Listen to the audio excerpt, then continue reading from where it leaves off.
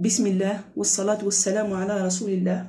أما بعد، أحيي أحبتي بتحية أهل الإسلام وأقول لكم السلام عليكم ورحمة الله تعالى وبركاته.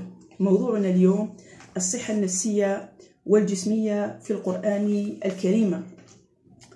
أول عنوان في درس الصحة عندنا أو قبل ذلك عندنا مجموعة من النصوص القرآنية، يعني وجب علينا أن نتعلم كيف نستخرج منها أنواع الصحة، سواء الصحة النفسية أو الصحة الجسمية، لكن في حصة لاحقة بإذن المولى عز وجل. اليوم نتعرف فقط إلى أنواع الصحة وطرق حفظ هذه الصحة سواء النفسية أو الجسمية. نبدأ بالنوع الأول وهو الصحة النفسية. ما المراد يا ترى بالصحة النفسية؟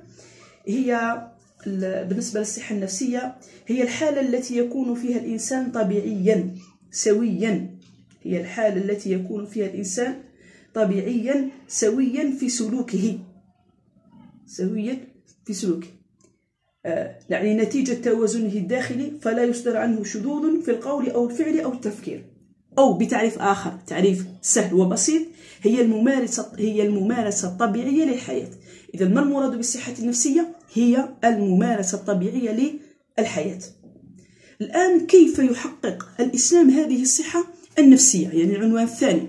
إذا العنوان الثاني 2 طرق حفظ الصحة النفسية. نبدأ بالأمر الأول، ألف، الفهم الصحيح للوجود والمصير. يعني نعرف سبب وجودنا، خلقنا الله تعالى من أجل رسالة سامية ألا وهي عبادة الله تعالى، وكلنا ندرك أنه مصيرنا إما الجنة أو النار، هنا على حسب الأعمال التي قام بها الإنسان. المهم مصيرنا محتوم ألا وهو الموت، والجزاء يكون من جنس العمل. إذا قلت ألف، الفهم الصحيح للوجود والمصير. إذا يعرف الإنسان الغاية من وجوده ألا وهي عبادة الله تعالى، ويدرك مصيره بعد الموت، إما دخول الجنة أو النار، كي لا يتخبط يعني هذا الإنسان في الأوهام والقلق والحيرة، لقوله تعالى: أفحسبتم أنما خلقناكم عبثا. بالعكس، يعني الإنسان لم يخلق هكذا عبثا، وإنما خلق من أجل رسالة سامية. سورة المؤمنون الآية 115. الأمر الثاني تقوية الصلة بالله تعالى. يعني عندما نقوي صلتنا بالله أكيد أننا نحافظ على صحتنا النفسية. كيف نقوي صلتنا بالله تعالى؟ عن طريق عبادته، يعني نعبد الله تعالى كما أمرنا، ونتقرب إليه بالطاعات، ونجتهد في الذكر، أداء الصلاة، الذكر، التدبر، تلاوة القرآن الكريم. كل هذه الأمور تذهب عنا ماذا؟ القلق والخوف والاضطرابات، وبالتالي نحقق لأنفسنا الأمن والطمأنينة، لقوله تعالى: الذين آمنوا وتطمئن قلوبهم بذكر الله، ألا بذكر الله تطمئن القلوب.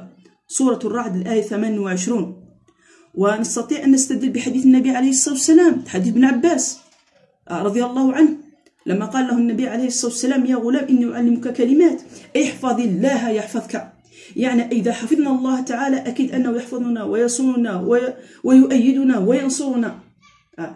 إذا النقطة الثالثة في طرق حفظ الصحة النفسية هي التزكية والأخلاق. نزكي أنفسنا. كيف نزكي أنفسنا؟ بمعنى نقوم بتطهير هذه النفس من الأخلاق السيئة كالحسد والحقد والكراهية والبغضاء. بالمقابل نتحلى بماذا؟ والتحلي بالصفات الحسنة كالعفو والإحسان، يعني أمور كثيرة في هذا الجانب. قال تعالى: قد أفلح من زكاها، هنا نقصد النفس، وقد خاب من دساها. سورة الشمس الآية 19. إذا هذا الثلاث نقاط ركز عليها في طرق حفظ الصحة النفسية، اللي هي الفهم الصحيح للوجود والمصير، التزكية والأخلاق، تقوية الصلة بالله تعالى. ننتقل الآن إلى النوع الثاني من الصحة من الصحة. النوع الثاني هو الصحة الجسمية. ما المراد يا ترى بالصحة الجسمية؟ هي الحالة التي يكون فيها الإنسان سويا سليما في بدنه، معافى خاليا من الأمراض والعلل. يعني يكون هذا الإنسان سوي ولا مرض يعاني منه. هنا نقول هذا الإنسان بمعنى صحته الجسمية تامة. لكن هناك بمعنى طرق حفظ هذه الصحة الجسمية. كيف نحفظ صحتنا الجسمية؟ نبدأ بالطريقة الأول، ألف، الإعفاء من بعض الفرائض. الإعفاء من بعض الفرائض، يعني في مثلا نعطيك على سبيل المثال، إذا كان الإنسان مريض في شهر رمضان فرخص له المولى عز وجل ماذا؟ الإفطار. إذا كنت مسافر رخص لك المولى عز وجل أن تقصر في الصلاة، يعني الصلاة الرباعية تصبح ركعتين. هذا ما يسمى بالإعفاء من بعض الفرائض. إذن النقطة الأولى عندنا تشريع التيمم في حالة العجز عن الاغتسال والوضوء. الأمر الثاني إعفاء المسافر من الجمعة، يعني الجمعة ليست واجبة في حقه. النقطة الثالثة الفطر في رمضان للمريض أو المسافر، يعني هنا جائز أو إباحة، نفس العنوان عفوا. والنقطة الرابعة قصر الصلاة الرباعية في السفر. وعندنا كذلك الجمع بين صلاتين للضرورة، مثل الوقوف بعرفة، عندنا الجمع بين الظهر والعصر جمع تقديم، والمغرب والعشاء جمع تأخير. هذه كلها في هذا الجانب. النقطة الثانية عندنا الالتزام بالسلوكات الصحية. ماذا يفعل الإنسان في هذا الحالة؟ عندنا ومنها النقطة الأولى الوقاية من الأمراض والعلاج. يعني الإنسان إذا كان مريض أوجب عليه الإسلام ماذا؟ أن يحفظ هذه النفس، يتفادى المرض، يداوي النفس، يلجأ إلى الطبيب، يعني يعالج هذا المرض عند حدوثه. ومن طرق الوقاية، يعني كيف يقي نفسه؟ أول عنصر تشريع الطهارة، يعني يتوضأ ويغتسل. النقطة الثانية حتى يحافظ على هذا العقل تحريم المسكرات والأكل الضار، يعني الأكل المنهي عنه كالميتة والخمر ولحم الخنزير وغير ذلك. النقطة الثالثة النهي عن الإسراف في الأكل والشرب، يعني لا ينبغي للإنسان أن يكثر في الأكل والشرب، لقوله تعالى وكلوا واشربوا ولا تسرفوا، سورة الأعراف الآية 31. يعني هنا تفاديا للمرض. يعني نلاحظ في هذا الجانب اهتمام الإسلام بالصحة الجسمية. النقطة الأخرى كذلك تحريم العلاقات غير الشرعية. نقطة أخرى هنا كذلك تفاديا لمرض السيدة أعاذنا الله وإياكم. كذلك نقطة أخرى وجوب اعتزال يعني النساء في المحيض، نظرا للأمراض الخطيرة التي تترتب عن هذا الأمر، لأنه دين طهارة. قال إن الله يحب التوابين والمتطهرين. إباحة الطيبات وتحريم الخبائث المضرة بالجسد، كنا أشرنا لها كالميتة والدم ولحم الخنزير والخمر والمخدرات والتدخين. قال تعالى في كتابه العزيز ويحل لهم الطيبات ويحرم عليهم الخبائث، سورة الأعراف الآية 157. آخر نقطة تحريم الزنا والفواحش والمتعة غير الشرعية المؤدية إلى إشاعة الأمراض. إذا الآن هنا سورة النور الآية 30 لقوله تعالى قل للمؤمنين يغضوا من أبصارهم ويحفظوا فروجهم.